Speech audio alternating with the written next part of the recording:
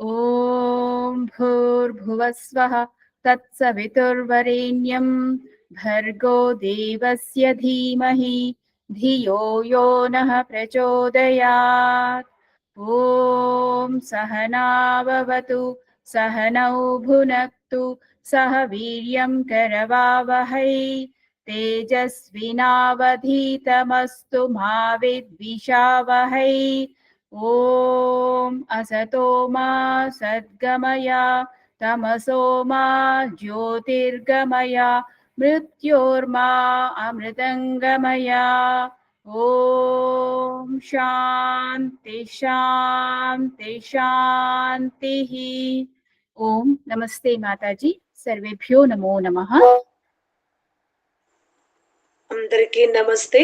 మనం ఋగ్వేదాది భాష్య భూమికలో ఉపాసన విషయాన్ని మనం చర్చించుకుంటున్నాం. ఆ ఉపాసన అనేది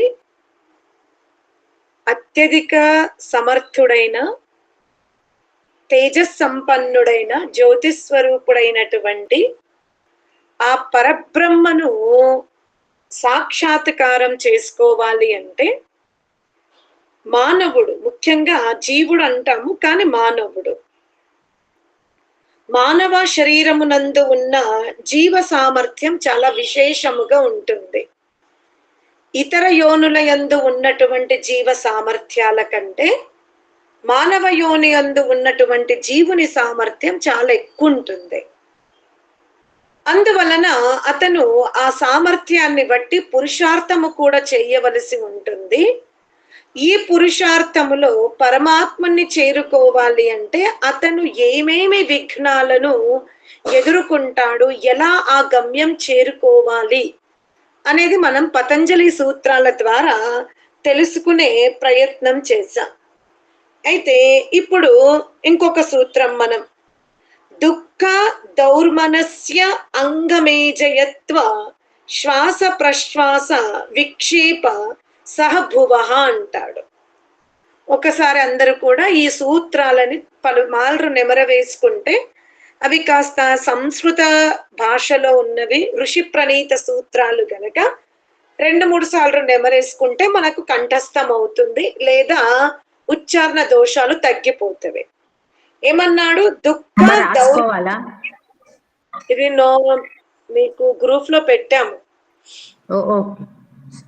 దుఃఖ దౌర్మనస్యాంగమేజయత్వ శ్వాస ప్రశ్వాస విక్షేప సహభువః అంటాడు. దుఃఖము, మనకు దుఃఖాలు ఎన్ని రకాలని తెలుసుకున్నాం మనం. ముఖ్యంగా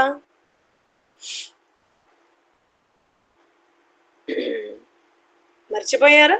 ఆధ్యాత్మికము, ఆది దైవికము, ఆది భౌతికం. ఇలా మూడు రకాల దుఃఖములు ఉన్నవి. అయితే ఆధ్యాత్మిక దుఃఖం అంటే ఏమిటి? శరీరము వలన కలుగుతున్న బాధలు, అంటే స్వయం మన శరీరము ద్వారా మనం అనుభవిస్తున్న బాధలు. ఇంకా ఋషులు గనక ఇంకా నిక్కచ్చిగా సూక్ష్మంగా ఏం చెప్తున్నారు అంటే కామాదుల వలన కూడా కలిగే బాధలు, కోరికల వలన కూడా మనకు అనేక బాధలు కలుగుతవి. ఒకటి, శరీరముల వ్యాధి ఆక్రమించుకొని ఉన్నప్పుడు బాధ, జ్వరము కానివ్వండి, మరి ఏ ఇతర వ్యాధులు కానివ్వండి, అవి శరీరమున ప్రవేశించాయి అంటే మనకు అవి దుఃఖమునే ఇస్తవి. ఇంతే కాకుండా మన కామనలు అనగా మన కోరికలు, ఆ కోరికలు నెరవేరనప్పుడు ఏమవుతుంది? అప్పుడు కూడా దుఃఖం. అంటే ఇది మన పర్సనల్ గా మన కోరికలు మనకు దుఃఖాన్ని ఇస్తున్నవి. మన జీవన అలవాట్లు వ్యాధులుగా మారినప్పుడు మనకేమిస్తున్నవి? దుఃఖాన్ని ఇస్తున్నవి. ఈ దుఃఖమునకు ఋషులు ఏం పేరు పెట్టారు? ఆధ్యాత్మిక దుఃఖం. ఇక రెండవది ఆది భౌతిక దుఃఖం. భూతము అంటే ప్రాణులు, ప్రాణుల వల్ల కలిగే దుఃఖములు. అవి క్రూర మృగాలు కావచ్చు, విష సర్పాలు కావచ్చు, ఇప్పుడు దోమ కరిచిన, ఆహార పదార్థాల యందు ఈగ కూర్చున్న, ఇలా వివిధ ప్రాణుల ద్వారా కలిగే దుఃఖాలు. ఇక ఆది దైవిక దుఃఖాలు అనగా పంచభూతాల యందు అధికము అనగా అతివృష్టి, అనావృష్టి, అతి తాపము, తాపము లేకపోవడం, ఇవన్నీ కూడా ఆది దైవిక దుఃఖములు. ఇవన్నీ ఏం చేస్తవి? జీవుణ్ణి బాధ పెడుతూ ఉంటవి, మనస్సుని క్షోభపరుస్తూ ఉంటవి. ఈ మూడు దుఃఖాలు మనను బాగా క్షోభపరుస్తూ ఉంటవి. కావున మనం ఏం చేస్తాము? వీటి వలన ఏమవుతుంది? అతివృష్టి వలన ఇప్పుడు మనం ఆ వాహనంలో వెళ్తూ ఉంటాం, సడన్ గా ఎదురుగా వాడు వచ్చేస్తాడు మన వెహికల్ కి అడ్డుగా. అప్పుడు ఒక రకమైన కంపనం జరుగుతుంది మన శరీరంలో. అది మీకు వయసుతో ఉన్నప్పుడు మీకు తెలియదు, కానీ ఆ వనకడం వల్ల ఏవైతే చిన్న చిన్న నరాలు కాస్త ఒత్తిడికి లోనవుతవి, తెగిపోతూ ఉంటవి. అవి వయసు పైన పడుతున్నప్పుడు ఆ సమస్యలు మనకు ఎక్కువైతాయి. ఇలా ఈ ఆధ్యాత్మిక, ఆది దైవిక, ఆది భౌతిక దుఃఖాలు మనకేం చేస్తావంటే మనస్సును క్షోభ పెడతవి. ఆ మనస్సును క్షోభ పెట్టినప్పుడు శరీరంలో ఏం ఏర్పడుతుంది? కంపనం ఏర్పడుతుంది, అంటే వణుకు పుడుతుంది. నేను లక్ష్యం చేరుకుంటానా లేదా, ఈ విధమైనటువంటి ఒక భయం, ఒక వణుకు వస్తుంది మనలో. ఆ వణుకు వచ్చినప్పుడు ఏమైపోతుంది? దీని ప్రభావం దేనిపైన పడుతుంది? శ్వాస ప్రశ్వాసల మీద పడుతుంది. మనం ఎప్పుడైతే క్షోభపడతామో, శరీరంలో వణుకు వస్తుందో, అప్పుడు దాని ప్రభావం ఎక్కడ పడుతుంది? శ్వాస ప్రశ్వాసల మీద పడుతుంది. కావున మనము శరీరములో వణుకు తగ్గాలన్నా, మనస్సు క్షోభకి గురి కావద్దన్నా ఏం చేయాలి? మనం ప్రాణాయామం చేయాలి. అర్థమైందా? శరీరములో కంపనము లాంటి వ్యాధులు రాకుండా. ఇప్పుడు మనకు ఆ కంపనం వచ్చింది, మనం చాలా మందిని చూస్తాం, వణుకుడు వ్యాధి ఉంటుంది. దానికి కారణం ఏంటి? నియమిత శ్వాస అందకపోవడం, వాళ్ళు నియమిత జీవితాన్ని అవలంబించుకోకపోవడం, సరి అయిన ఆహారము తీసుకోకపోవడం, విపరీతమైన ఒత్తిడికి లోనవ్వడం, ఇవన్నీ కూడా ఏమవుతున్నాయి? మన శరీర అవయవాలను బలహీనపరుస్తూ ఉంటవి. కానీ మళ్ళీ మనం ఏం చేస్తాము? ఆ వణుకుడు జబ్బు వచ్చినా, ఇంకేమైనా వచ్చినా ఎవరిని దోషిగా పెడతాము? పరమాత్ముని దోషిగా పెడతాం.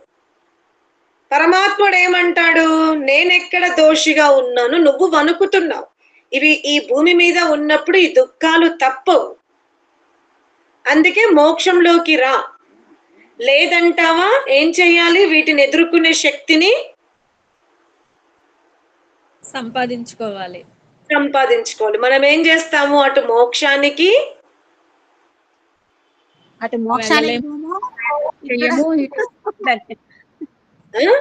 మనమే నవ్వుకుందామా? మనం చాలా అటు మోక్షానికి వెళ్ళము. పోనీ ఇక్కడ ఈ దుఃఖాలని సామాన్యంగా తీసుకునే శక్తిని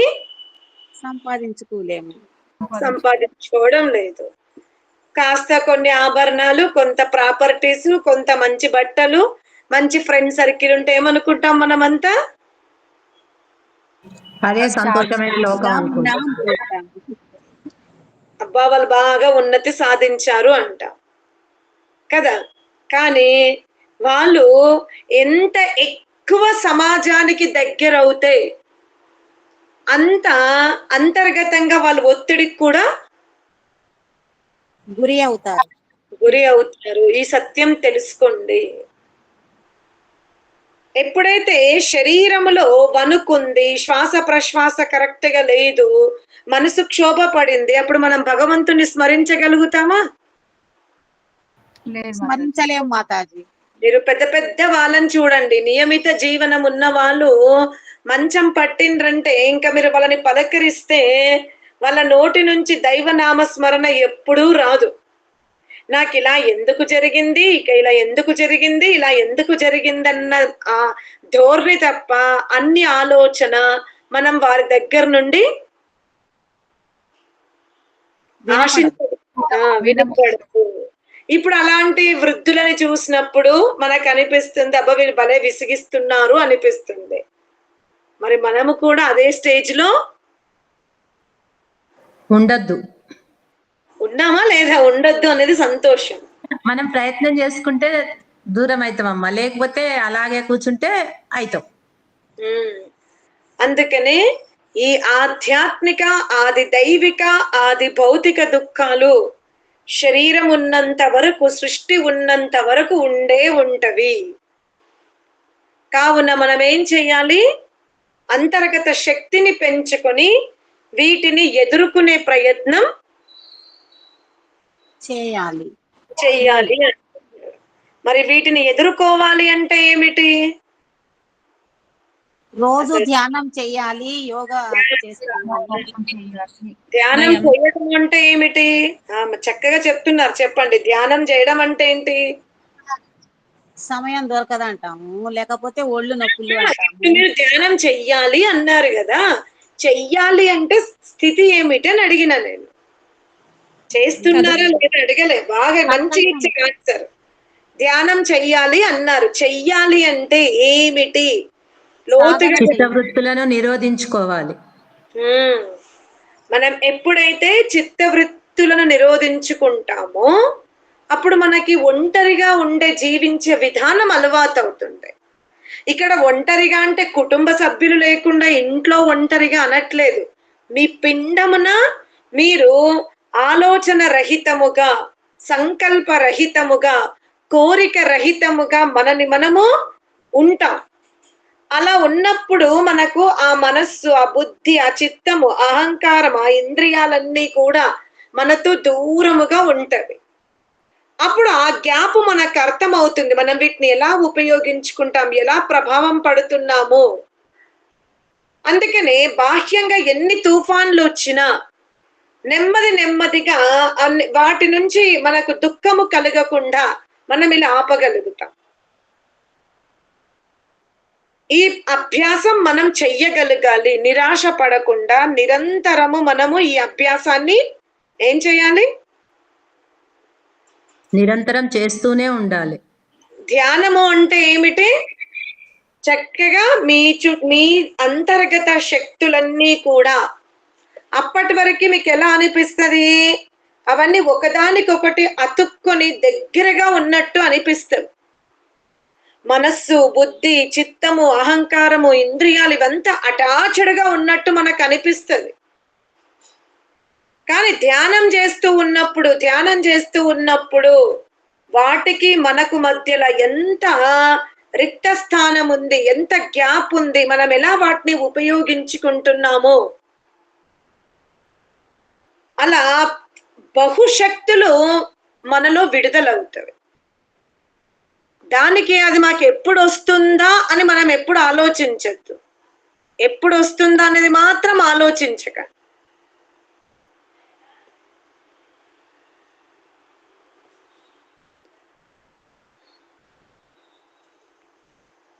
ఎప్పుడు వస్తుంది ఆ శక్తిని మాత్రం ఆలోచించకండి. అంతే, మనం ప్రయత్నం చేస్తున్నాం నిరంతరము, నిరాశ పడకుండా ఆ ప్రయత్నం చేస్తూ ఉంటే మనం ఏ స్థితికి వెళ్తాము అంటే మనం బంధువుల మధ్యలో కూర్చున్నా కూడా మనకు ఆ స్థితి నిలబడుతుంది. మరి ఆ స్థితి వచ్చే వరకు కాస్త మనం భాష్యంగా ఎక్కువ సమయం వృధా చేయడం, ఇతరత్ర తిరగడం ఇవన్నీ తగ్గించుకొని ముందు అంతర్గత శక్తుల్ని మనం సంపాదించుకోవాలి. అర్థమవుతుందా? దుఃఖ దౌర్మనస్య అంగమేజయత్వ శ్వాస ప్రశ్వాస విక్షేప సహభువ. ఎప్పుడైతే మానవుడు ఆధ్యాత్మిక ఆది దైవిక ఆది భౌతిక దుఃఖములను ఎదుర్కోవలసి వస్తున్న సమయములో మనసు క్షోభకి లోనవుతుంది, శరీరములో వణుకొస్తుంది, శ్వాస ప్రశ్వాసలు ఒక పద్ధతిగా నడువవు గనుక మనం వాటిని గమనించుకొని నియంత్రించుకునే ప్రయత్నం చేయాలి. అంటే ప్రాణాయామము ద్వారా ఏమవుతుంది? శరీరములో ప్రశ్వాస క్రియ దృఢమవుతుంది. ప్రాణాయామం చేస్తూ ఉన్నప్పుడు శరీరానికి సమస్యని ఎదుర్కొనే శక్తి వస్తుంది. ప్రాణాయామము ద్వారా మనకేం లభిస్తుంది? శరీరానికి శక్తి దృఢత్వం వస్తుంది. దృఢత్వం వస్తుంది. ఎప్పుడైతే మనం ప్రాణాయామం చేస్తామో అప్పుడు మనసు క్షోభపడకుండా ఉంటుంది, శరీరంలో వణుకుడు కూడా రాదు. దానివల్ల ఏమవుతుంది? వివిధ దుఃఖాలని మనం ఎదుర్కోవడానికి యుద్ధ వీరుడు యుద్ధములో బాణమును వదలడానికి ఎలా తన ఆ సేనాధిపతి వైపు ఎదురు చూస్తుంటాడో అలా ఇక మనం మన శరీరాన్ని కూడా మనం ఏం చేసుకున్నాం? దేన్నైనా ఎదుర్కొనేలాగా సిద్ధంగా చేసుకోవాలి. వజ్రమైపోయామన్నమాట. వజ్రాయుధం. కృష్ణుడు ఆయుధాన్ని వదిలాడంటే ఇంకా తిరుగుండదు. అలాగే ఎవరైతే నియమిత యోగాభ్యాసములో ప్రాణాయామము చేస్తారో, ప్రాణాయామం చేసినప్పుడు శరీరం ఏమవుతుంది? దృఢమవుతుంది. వజ్రముగా మారిపోతుంది. అర్థమైందా? వజ్రాన్ని ధరిస్తే ఏమవుతుంది? అంతా కాంతియే. ఎవరైతే ప్రాణాయామం చేస్తారో వాళ్ళు కాంతి స్వరూపులుగా అగుపడతారు అని ఈ సూత్రం ద్వారా మనం తెలుసుకునే ప్రయత్నం చేసాం. ఓం శాంతి శాంతి శాంతి.